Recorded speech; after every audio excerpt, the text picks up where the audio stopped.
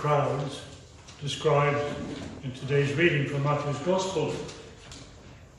He didn't see scenery. He didn't see statistics. He saw a harvest. Vast, ripe and ready. The harvest is plentiful, he said, but the labourers are few. Matthew tells us that when Jesus looked at the crowds, he had compassion for them because they were harassed and helpless, like sheep without a shepherd. And this is where the harvest begins. It doesn't start with numbers or strategies. It starts with Jesus' eyes and Jesus' heart. He looks at people, tired, confused, wandering, and he aches for them. His call for more workers is motivated by the emotions churning in his heart. His love for the people requires that he ask for more labourers. Note this word, compassion. In the Greek, it comes from a word that means a gut level or stomach level stirring, a movement in the bowels, so to speak. This isn't mild sympathy. It is deep, almost physical. Jesus looks at the people and feels it in his body and immediately has emphatic and sympathetic pain. So when we talk about compassion, we're not talking about an optional sentiment. It is the driving force of mission, and without it, we're not likely to get much work done in the harvest.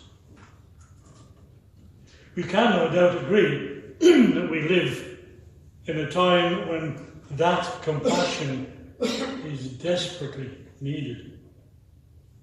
Studies tell us loneliness is at epidemic levels.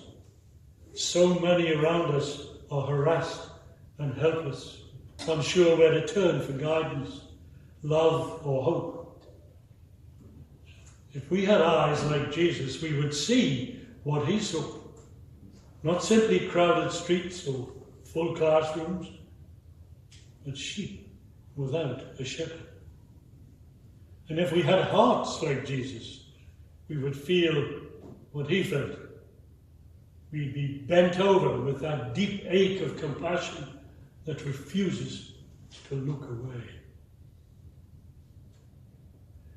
But compassion alone isn't the whole picture.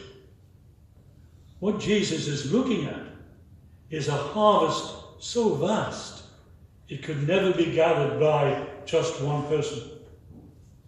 The harvest is plentiful, he says, and that's the good news. The surprising news, the challenge isn't the size of the harvest, it's the scarcity of workers. And this is important to hear.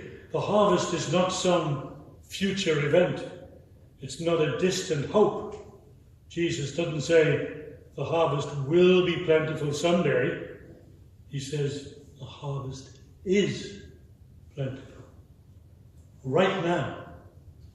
The only question is whether workers will be moved with compassion. Can we, the church, amass a labour force that matches the need? And here's the irony. When Jesus does send workers, he doesn't start with the highly trained or the spiritually elite. He calls 12 men, ordinary men, flawed men, men whose names we still know because of the unlikely mission entrusted to them. Matthew lists them. First Simon, also known as Peter, and his brother Andrew, James, son of Zebedee, and his brother John, Philip and Bartholomew, Thomas and Matthew, tax collector, James, son of Alphaeus and Thaddeus, Simon the Canaanite, and Judas Iscariot, the one who betrayed them. Those are the 12 men Jesus chose. But let's look at this group. Simon Peter was impulsive, bold one moment and cowardly the next. Quick to speak, quick to stumble. His brother Andrew was quieter, often in the background, known more for bringing others to Jesus than for leading himself. James and John, the sons of Zebedee, earned the nickname Sons of Thunder, hot-tempered, ambitious, ready to call down fire on their enemies. Then there's Philip, who would later struggle to grasp Jesus' identity, and Bartholomew, often identified with Nathanael, a man skeptical at first, asking whether anything good could come out of Nazareth. Thomas carried doubts and questions. He was the one who insisted on touching the risen Lord's wounds before he would believe.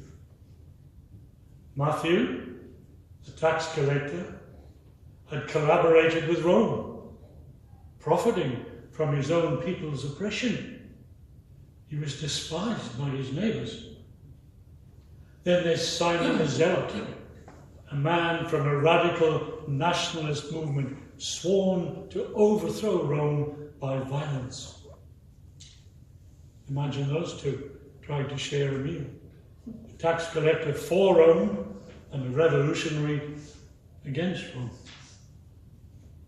There's also James, the son of Alphaeus and Thaddeus, sometimes called Judas, son of James, men about whom the Gospels tell us very little.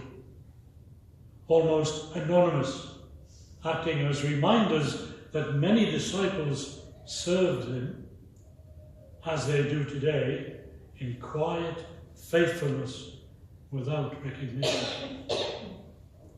And finally, Judas Iscariot, who would betray Jesus for 30 pieces of silver. If we were forming a gang of revolutionaries to go to the uttermost parts of the earth and turn the world upside down, this is not the group of people we would have picked, I imagine. These are not the SAS or special operatives aided by military intelligence. These are fishermen, hotheads, skeptics, collaborators, revolutionaries, quiet unknowns, and a traitor.